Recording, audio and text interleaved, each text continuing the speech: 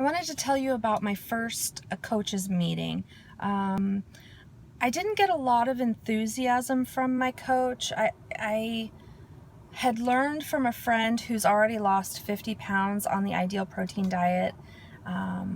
So that's how I learned about it. I was really interested in it, and I went online and I did a lot of research because that's what I do. I research the heck out of everything before I make a decision. Anyways, I did a lot of research, and this coach on Yelp had excellent reviews, all 5 stars, and people had great things to say about him. So I went to his website. I signed up for an initial consultation through his online portal, and I showed up at my meeting on time. I didn't get a lot of enthusiasm from him. I was kind of bummed when I left, actually, but I know now that he didn't really believe that I was serious. When I went to the meeting, I didn't have a lot of questions because, like I said, I researched the heck out of it. I kind of knew what I was getting into. The main questions that I had were more to do with what was in the food, and the preservatives, because I'm allergic to preservatives and I'm allergic to chicken. Who's allergic to chicken, right? I know. It's the dumbest thing ever. So, anyways, I can't eat chicken. I can't eat most pre-packaged boxed foods that have preservatives in them, because as overweight as I am, the preservatives make me break out in hives, and I have my happy little EpiPen. And chicken makes me insanely grumpy. Insanely grumpy.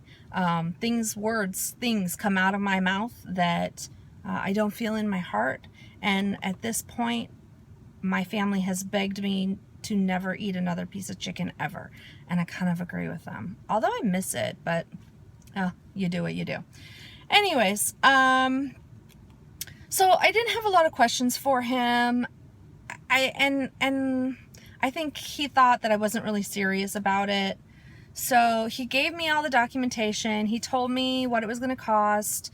And he was kind of like, so you probably want to think about it. And I was like, no, let's do it. I want to do it. Let's do it now. I met with him on a Friday.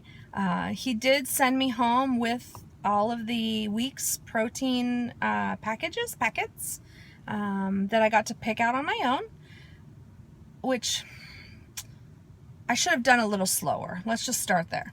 I should have thought about it a little bit more before I took them off the shelves. But I'll touch on that a little bit later. What else? Okay, things that I know I sabotage myself. Number 1, coffee.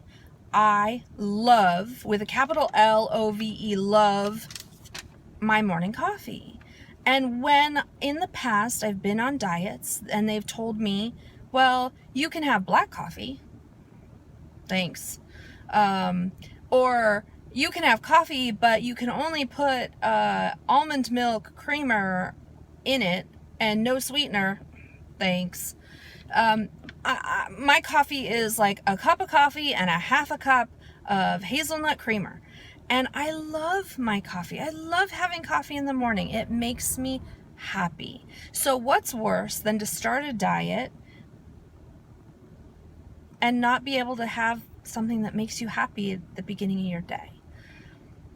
So that's sabotage number 1. I'm going to have to figure out. Number 2, prep.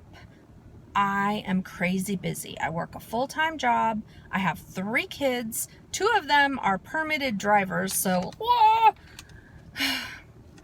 yeah, we're doing that right now. And then one of them is in elementary school, and it's just crazy. We're busy. We've got sports. And I have a full-time job. So there's that. The third concern, and the third place that I sabotage myself is with temptations. I mean, I think all of us, that's the big one, right? If we could all just live a diet the first time with no temptation, we'd all be 110 pounds.